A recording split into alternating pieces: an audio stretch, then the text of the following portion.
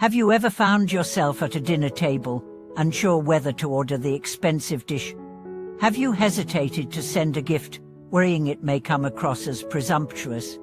Hello everyone, and welcome back to my channel. In today's video, we are diving deep into 30 invaluable social rules of thumb, distilled from over 3 decades of real-world business and personal experience. These principles may seem small at first glance, but each one can transform the way you relate to others, helping you build trust, avoid awkward moments, and seize opportunities in every social setting. At the heart of it all lie 2 simple truths. First, perception shapes opportunity, and second, small acts of tact and respect yield big dividends. Whether you're negotiating a deal, attending a friend's gathering, or simply making new acquaintances, mastering these 30 rules will empower you to move through any interaction with confidence and grace. Imagine arriving at a networking event where everyone seems already absorbed in animated conversation. You spot a small group clustered by the punch bowl, laughter dancing in the air.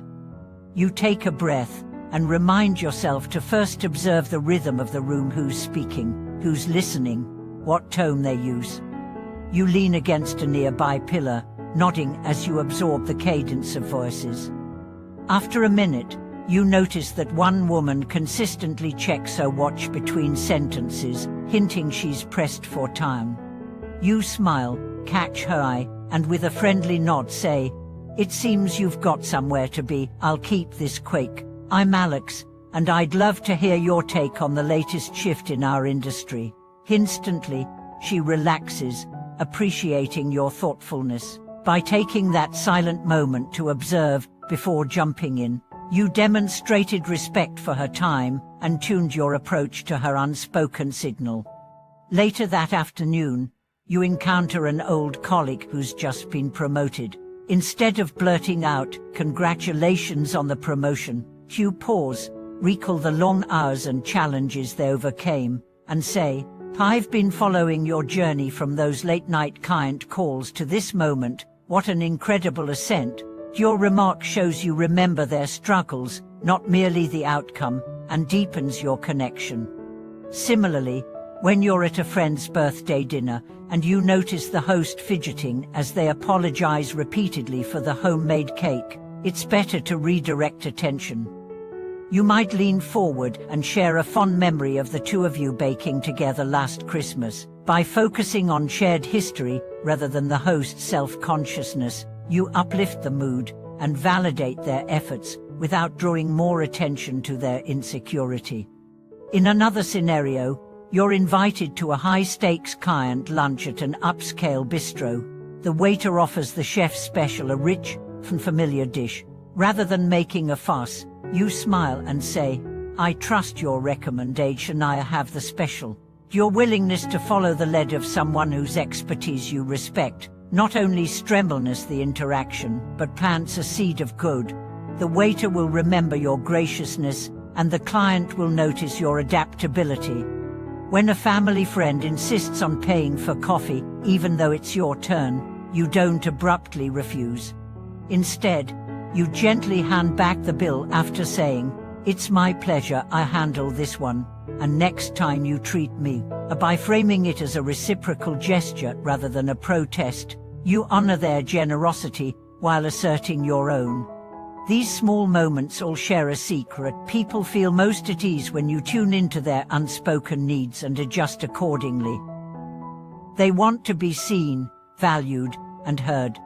Consider the case of a colleague named Maya, who consistently arrives late to morning meetings. Instead of ostracizing her, you mention in passing how much you value her insights and ask if there's a way to shift the meeting time so she can contribute at her best. Maya feels recognized rather than criticized, and soon she's on time, energized to share her ideas.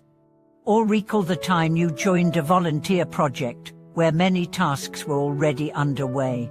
You resist the urge to parachute in with instructions. Instead, you start by offering a genuine compliment to the person in charge. You've created a wonderful momentum here. It's inspiring to see everyone so motivated.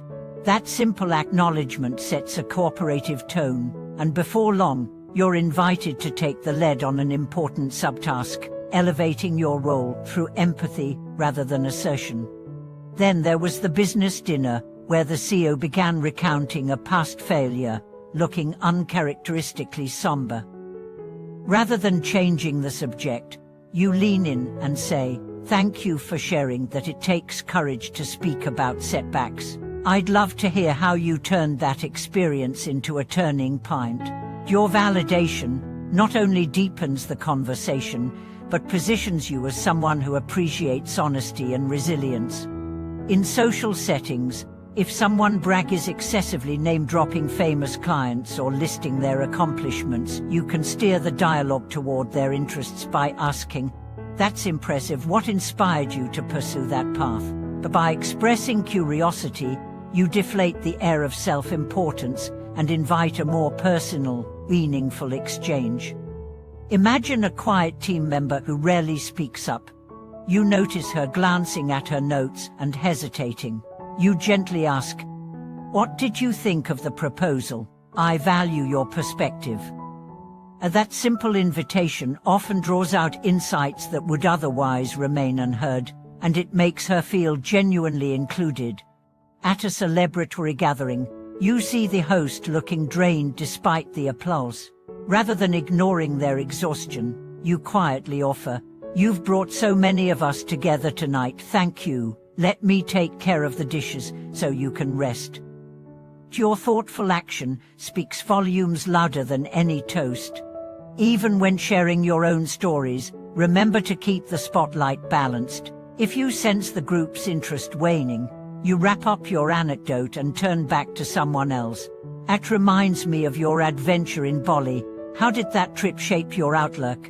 By shifting focus, you demonstrate that every voice matters.